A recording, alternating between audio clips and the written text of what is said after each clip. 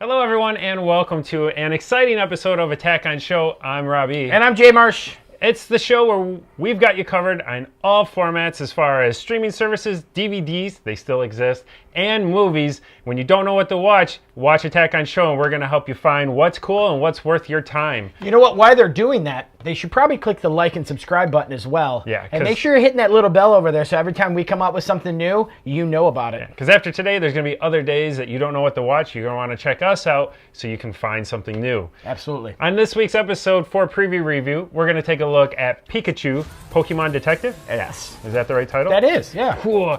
And then on X-Treme, we're going to take a look at the star-studded cast. Batman himself is back. Not anymore. Triple Frontier, Netflix's original movie. Yeah. Stick around. We've got a review on that. We may save you some time.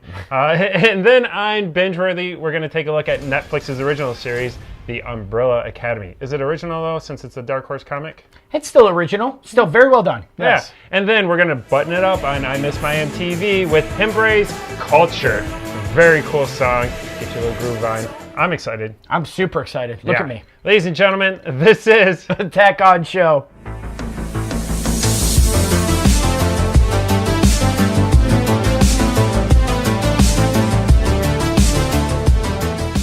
another quick public service announcement. Don't forget June 1st, June 2nd, the Downriver Comic Con.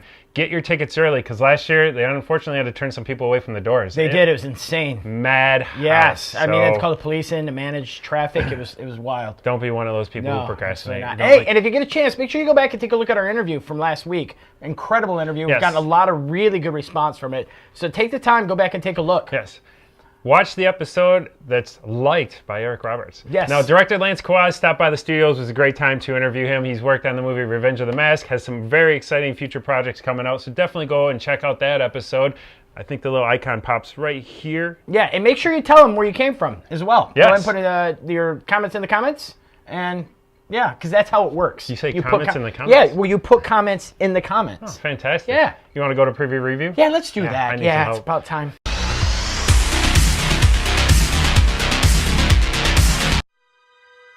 So there I was. I woke up with a heavy case of amnesia in the middle of nowhere, You remember the time in college, that story I told you about college? dressed inside this hat.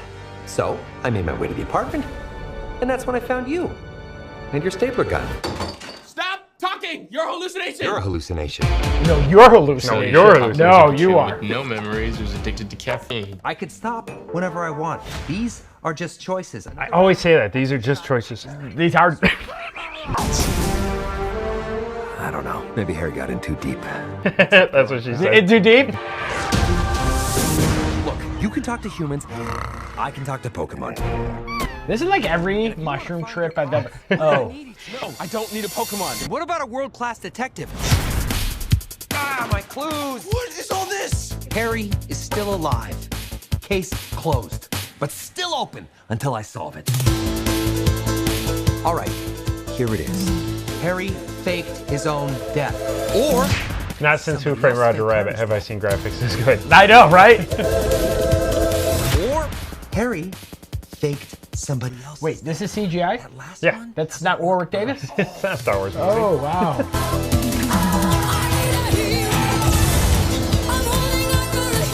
You know, the first time I ever touched a boob.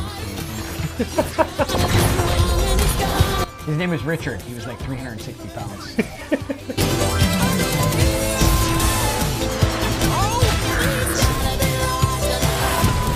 Now, obviously, I've dealt with this putz before, so I'll just do it again. Oh, I'm going to spell it for you. Hey, bud, what are you doing? I can't do Is he pooping? I think he's pooping. Yes.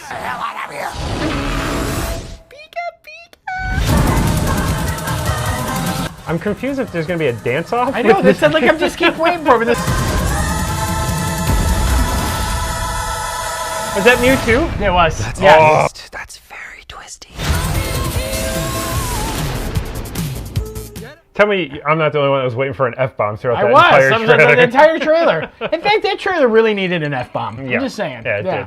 It does look entertaining. It does, absolutely. This is one of those ones like that, this is probably going to be fun. And if they do drop a couple of cuss words in the middle of it, what is it, PG-13? I feel like they need to do the reverse of Deadpool. Like yes, release and this have the R-rated version. And then do the Once Upon a Pokemon I would be so excited R-rated by that. version, because that would be very cool. But it does look like it stays true to the original cartoon. It does, and it actually looks like a lot of fun. This is not, I think a lot of people were expecting this to be a lot worse. Yeah. And it's really not looking horrible. Would I go out and see it? No.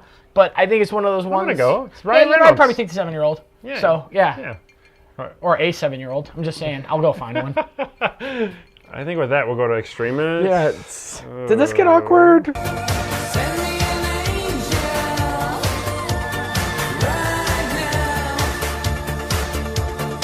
All right, on this week's episode of Extremist. Extremist. Do we have to change that graphic with Lori Loughlin? Yeah. Yeah, I know. She paid her way onto the show, though. I know. She gave us a ton of money. I know. That's what got us the backdrop. I know. We still got to cut it down? Yeah. Sorry. All right, on this week's Extremist, we're taking a look at Netflix's Triple Frontier. This is a star-studded cast.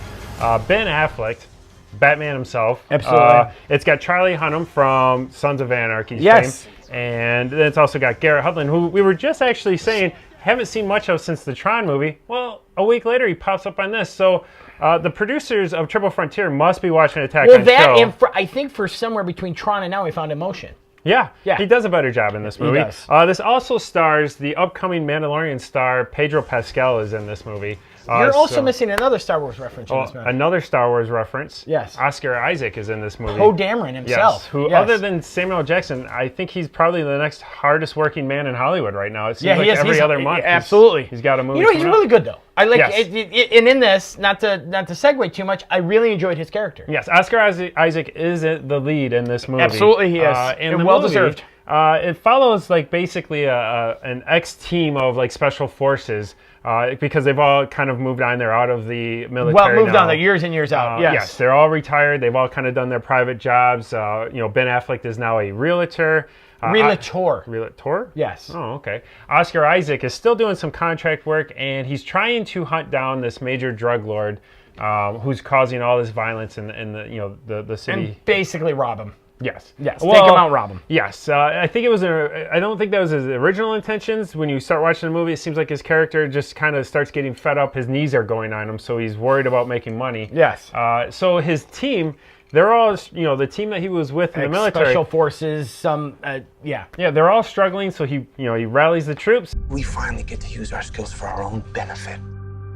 All right, let's do it. Premise sounds awesome. The cast, amazing. Most Netflix movies are very good. This one, I'm going to save you guys the time. I'm going to say pass. Really, and a hard pass at that. Yeah, it's unfortunate because I was really excited for this movie. I've been watching the trailers, from the first time that they were released. I'm a huge Ben Affleck fan. I love everything that the guy does. I mean, even the cast alone. I mean, you look at that cast and you're like, how can this be bad? How can it fail? But I will go back to my other rule. If it's not in theaters, there's a reason why. Good call. So whoever picked this out and saw the script thought there was something, but not enough to be. No. I mean, this is an all-star. This would float in a theater with no problem. And I sometimes look at this and go, this was probably intended for a theater, and no one really went. Yeah. I'm not saying this movie is a complete waste. I will say there are some really heartfelt scenes. There are some really, really well-shot scenes. The scenes, when Ben Affleck makes a major mistake in the middle of the movie, and I won't spoil it for those that are going to watch it, he has a scene where he has to walk through this village. His acting, it is a long, dramatic scene of him walking through this village, and the simplicity of it, though, I do think it shows some very well done acting. There is, and there's some definite highlights to this, but again, I think it comes. I don't think it's really the acting that's weak in this. I think it's the storytelling. The pacing is all off. The pacing starts out well. It really slows down. The first second, and you get to that third act, and I don't know what it is in movies when so often you get to that third act, but the pacing is just off. This is one of those ones where I'm pushing up on the controller to see how much time's left in the movie. Where you get to that point, sometimes you're like, oh god, there's still 25 minutes. To me, I felt it was It's a movie where I felt watching through it when you're watching horror movies and you're like, don't run up the stairs. Don't go back in the house. Get away.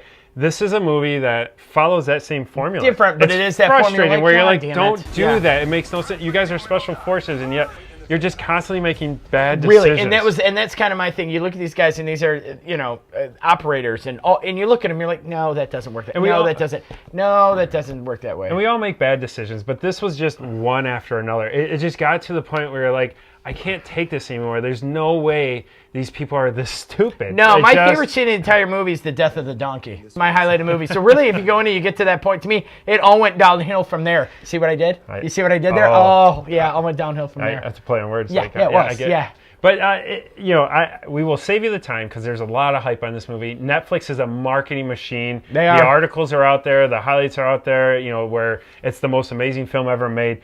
I will save you the time and tell you, pass on this movie. I hate to say it, but I'm telling you, pass on a Ben Affleck movie. We have a specific audience sometimes, and if you're an operator, don't even start. You'll lose your mind. So go ahead and click the thumbs down because we didn't like it, and you don't agree with us. But that's been happening a lot lately. Yeah, it has. I appreciate the attention. I do. Hey, someone's watching. Bad publicity is good publicity. Yeah.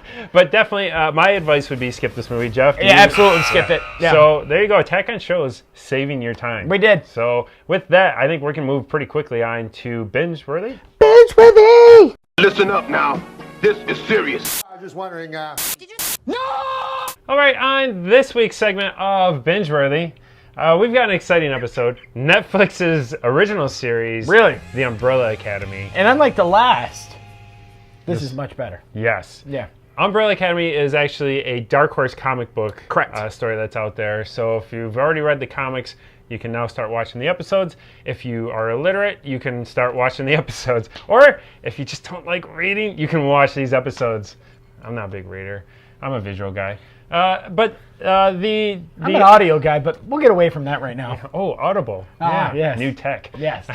The Umbrella Academy is kind of a mix of like X-Men meets The Watchmen, directed by Barry Sonnenfeld. You can so this see, look has this I quirky get that. light tone to it, but it's just okay. I love fantasy type. Just check your brain at the door. Sure. Watches, and I know this is a comic book movie With a story to it. with the story, and the story of this is I have adopted 6 children, gifted with abilities. There was like 48 babies or 47 babies born on the same day, to where the women woke up that morning, were not pregnant.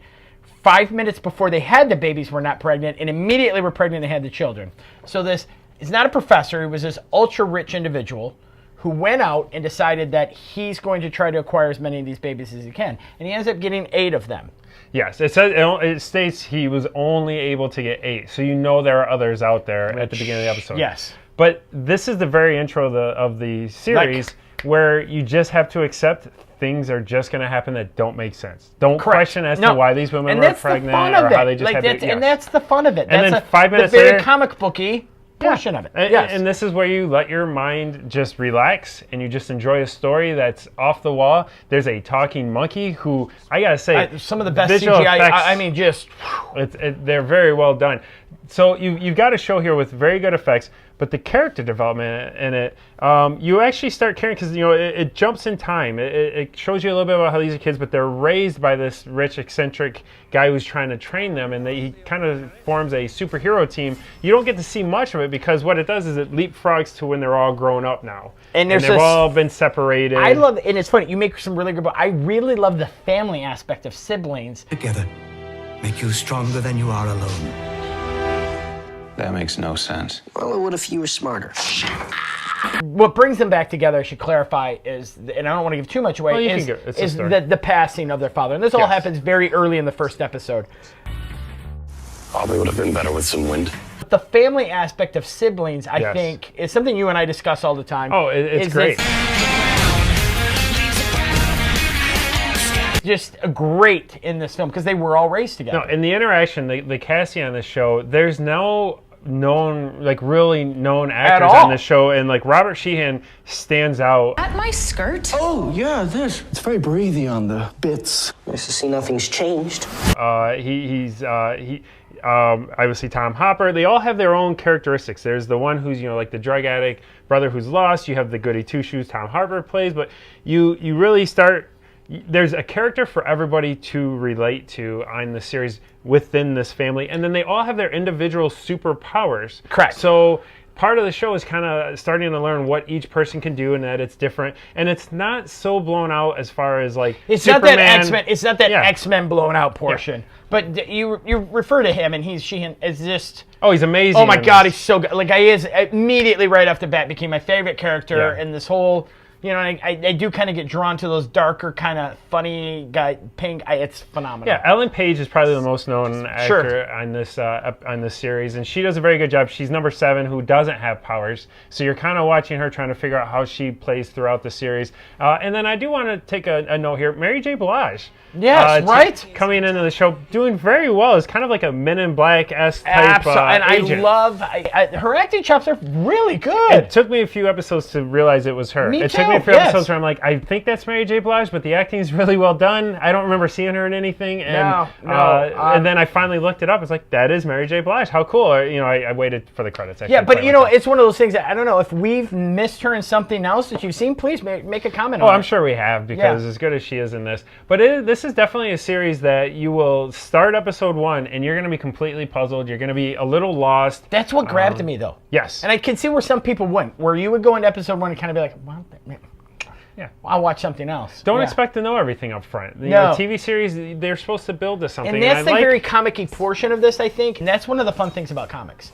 And I think that's why comics work so well right now in Hollywood, is that the story's already written. Right. And there's a ton of material that they know, and I think that's why they're successful right now. Is you don't have you still have these writers, but there's all this material they know they're going to be able to work with. I think you fall into the problem Lost had, is that you create a show with questions, but you don't know how to answer it. Well, the comics have already answered this. The stories are there. These people get to just pick them up and start following them. And again, I watch a lot of TV series, and when you watch pilots, my biggest issue with them, and Gotham fell into this, is it did its best to introduce every single character in the Batman universe and just give them a plug and then have to explain everything. This show doesn't do that. I love the idea that this show just kind of picks up and says, look, we're going to have a talking monkey and you're just going to deal with it. And you just accept it when you don't know the backstory on it. We'll tell you at some point. And if you're a person like that who is interested in just kind of being puzzled and want to find out things later and can be patient, this series is definitely for you. I highly recommend it. Yeah, absolutely. And I highly recommend it with the caveat that it does start a little slow. No, I tell you, I was hooked from episode 1. No, I was hooked, and that's where the thing. But I was hooked, but I was kind of surprised I was hooked because I found it to start a little slow. But definitely, get back to the point. A definite thumbs up. Definitely, this is a binge-worthy TV series. It's on Netflix. The first season is only 10 episodes. They are hour-long episodes, but you're gonna finish one, and then like I said, I didn't know it was Mary J. Blige because I never waited through the credits because I was clicking the skip to next episode immediately. Absolutely, because it's that type of show. Yeah, it's excellent. So with that, I think I'm ready. These are getting low. I'm ready for some music. Are you? Do you want your MTV? I'm missing my MTV.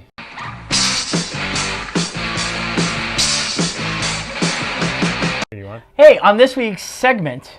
I Miss My MTV. We've got a fantastic band. I didn't let Jeff pick. Wait, is it a band? I think so. Yeah, there's multiple people in the video. That makes it a band. Oh, it's actually an indie rock band out of Kansas City, Missouri. Hembree is the name of this band. Hembree. I came across this track called Culture. Fun beat. Like, it's really catchy. It is catchy. I love the style. Very AOS style, but definitely a catchy AOS is short for Attack on Show. If you don't know that yet, hashtag. Everybody check out Hembree. Keep running with the vultures. They want to pull you back down so you can't get out. No, you can't get out.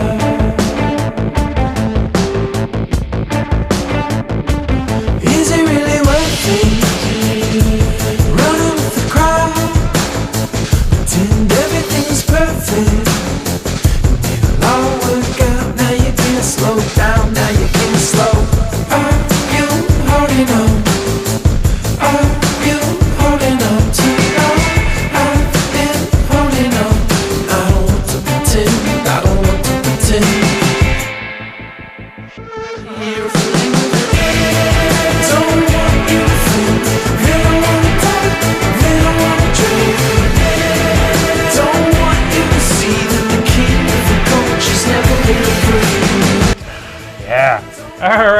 That was Hembree Culture. Hembree. Hembree. A very cool track. Definitely click the link below to listen to the rest of it. And while you're there, hey, make sure you leave a comment about where you came from. Let them know, hey, we came from Attack on Show. We loved it. That's why we're here to and link our episode down there. Copy and paste the link above, put it down below. But before you click that link, again, click subscribe, like, and then share this on your Facebook page, your Twitter feed, Instagram? Yeah, sure, why not? Why not? Hey, LinkedIn. LinkedIn. Yeah. And again, everybody, one more reminder, make sure you come and see us June 1st and 2nd at the Downriver Comic Con. We've got some sweet swag that we're going to, or swag. Yeah. I said sag. That's all right. We're going to join the union. We've got some sweet swag for you to purchase, some cups, some special edition glasses. They're coming soon. I know you guys are waiting to see. Super excited. The next episode, we're going to have that announcement. So super excited. You got to stick around and wait for that episode. But we got t-shirts again. We'll be shaking hands, giving autographs, taking pictures. Is this the only episode we've not did a Letterkenny reference in? Hard no. All right. Ladies and gentlemen, I'm Robbie. And I'm Jay Marsh. This is Attack on Show.